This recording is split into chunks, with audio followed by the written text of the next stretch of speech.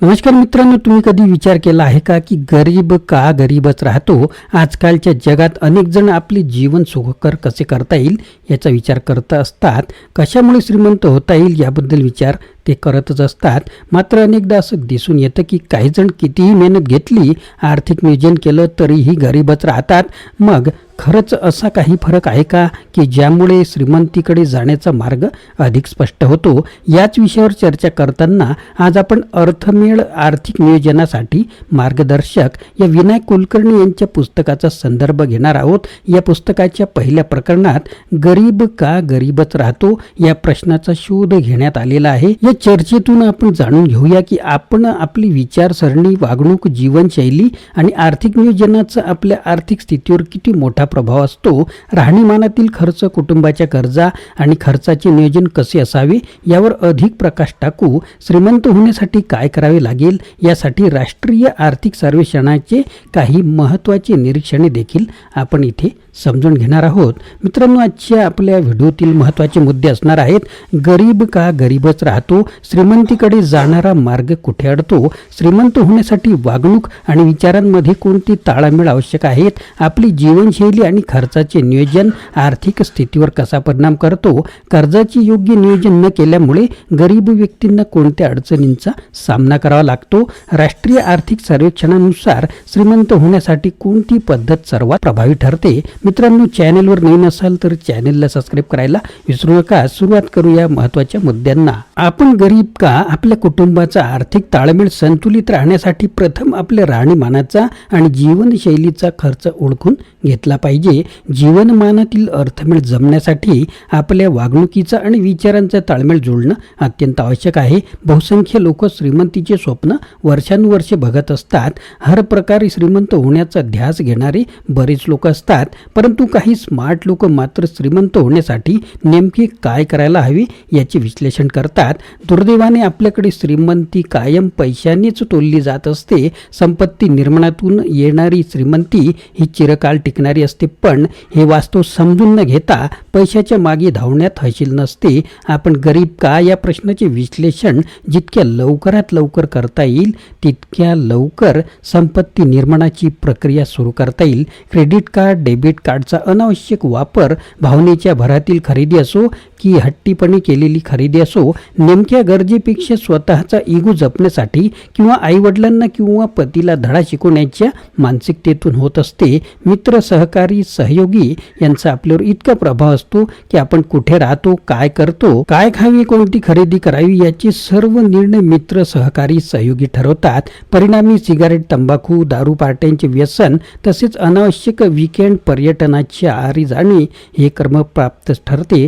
National centre for economic policies या राष्ट्रीय पातळीवरील संस्थेने काही वर्षापूर्वी केलेल्या सर्वेक्षणात बहुसंख्य पगारदारांच्या महिन्याच्या पगाराच्या किमान 10 ते 40% रक्कम त्यांच्या व्यसनात खर्च होत असल्याचे नमूद केले होते. चहा, कॉफीचे अतिरिक्त सेवन सुद्धा एखाद्या व्यसनाप्रमाणेच असते. चित्रपट, मॉल, बॉलिंग सारख्या खेळांच्या नादी लागणे, नसलेल्या गोष्टी, वस्तू दाखवण्याची वृत्ती भले खोटी प्रतिष्ठा मिळवून देत असेल, पण नजीकच्या भविष्यात हे घातकच ठरते. करिअर, बचत, सेवानिवृत्ती आणि इतर खर्चाचे नियोजन हे अजिबात नसणे, अजून एक कर्ज घ्यायला हरकत नाही अशी प्रवृत्ती कौटुंबिक अर्थव्यवस्था आणि घरातील नातेसंबंध कोलमडून टाकते. अशा घातक कृतींमुळे आपण गरिबीचे वेटोळे ओलांडू शकत नाही. अनावश्यक फास्ट फूडचा रतीब आणि कॉकटेल, सॉफ्ट ड्रिंकचे लाड तसेच बाटलीबंद पाण्याचे चोचले, रस्त्यावरील किंवा सेलमध्ये मिळणाऱ्या स्वस्त वस्तू वाईट दर्जाच्या असल्याने अधिक काळ टिकत नाहीत. महागडे मोबाईल्स आणि त्यांच्या टॅरिफची अनावश्यक खरेदी बऱ्याच वेळा केली जाते. अनावश्यक नियतकालिकांची वर्गणी भरून आलेली नियतकालिके ही न उघडता रद्दीत जात असतात. नोकऱ्या सतत बदलत राहण्याची नेमकी प्रवृत्ती आणि त्यामुळे स्थैर्य लाभत नाही आणि नोकरीतील अपेक्षित दीर्घकालीन लाभांवर विपरीत परिणाम होत असतात. दुर्दैवाने हे सेवानिवृत्ती समय लक्षात येते तोपर्यंत वेळ ही निघून गेलेली असते. आपल्या कुटुंबाच्या गरजा आणि मागण्या यातील नेमका फरक लक्षात घेऊन फक्त गरजांवर लक्ष केंद्रित केले तर खर्च आटोक्यात आणणे सुलभ असते. पण आपल्या कुटुंबाचा आर्थिक ताळमेळ संतुलित राहण्यासाठी प्रथम आपल्या राहणीमानाचा आणि आपल्या जीवनशैलीचा खर्च ओळखून घेतला पाहिजे. चाळीतील 2 खोल्यात राहणारे रेबनचा गॉगल डोळ्यावर चढवत, ब्रँडेड कपडे घालून आणि परदेशी परफ्यूमचे फवारे उडवत उच्च जीवनशैली अंगीकारत जगू शकतात, तर उंच टॉवरमध्ये राहणारा उच्च जीवनशैलीचा खर्च सहजपणे परवडत असून सुद्धा साधा राहणारा असू शकतात. भविष्याचा वेध घेत वर्तमान वावरताना भूतकाळातील चुकापासून बोध घेत केलेले विचार आणि कृती कोणालाही आर्थिक तसेच कौटुंबिक स्थैर्य मिळवून देणारे असतात. अर्थात त्यासाठी केले जाणारे नियोजन निग्रहपूर्वक आवश्यक असते, कारण व्यक्तीचे कुटुंबातील स्थान आणि वय हे सुद्धा जोखमीचे घटक असतात. विभक्त कुटुंबात पती आणि पत्नी दोघेही जोखीमयुक्त ठरत असतात.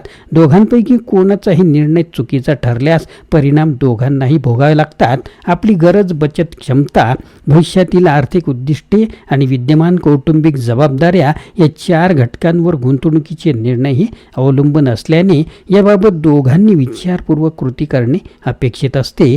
आर्थिक वाद टाळून आणि योग्य काळजी घेऊन प्रत्येक कुटुंबातील व्यक्ती सापेक्ष जोखीम कमी करण्यासाठी कुटुंबातील प्रत्येक व्यक्तीने प्रयत्न हा केलाच पाहिजे, तरच प्रत्येक कुटुंबात खऱ्या अर्थाने अर्थमेळ राहणार आहे. मित्रांनो, गरीब का गरीबच राहतो यामागील कारणे आणि श्रीमंत होण्यासाठी लागणारे मार्ग यावर आपण आज चर्चा केली. विनायक कुलकर्णी यांच्या अर्थमेळ आर्थिक नियोजनासाठी मार्गदर्शक या पुस्तकातील विचार आणि नॅशनल सेंटर फॉर इकॉनॉमिकच्या सर्वेक्षणातून हे स्पष्ट होतं की श्रीमंत होण्यासाठी विचार आणि वागणुकीचा ताळमेळ, जीवनशैलीवर नियंत्रण, खर्चाचे योग्य नियोजन आणि कर्जाचे व्यवस्थापन यावर लक्ष देणं अत्यंत आवश्यक आहे. आर्थिक समृद्धीकडे नेणारा हा प्रवास सोपा नाही, पण योग्य मार्गाने आणि शिस्तबद्ध पद्धतीने आपण त्यात नक्कीच यशस्वी होऊ शकतो. आपल्या कुटुंबाच्या गरजा आणि जीवनातल्या महत्त्वाच्या गरजांचा योग्य प्रकारे विचार करून घेतलेल्या आर्थिक निर्णयांमुळे आपण आर्थिक स्थैर्याकडे वाटचाल करू शकतो. आशा आहे की या विचार मंथनातून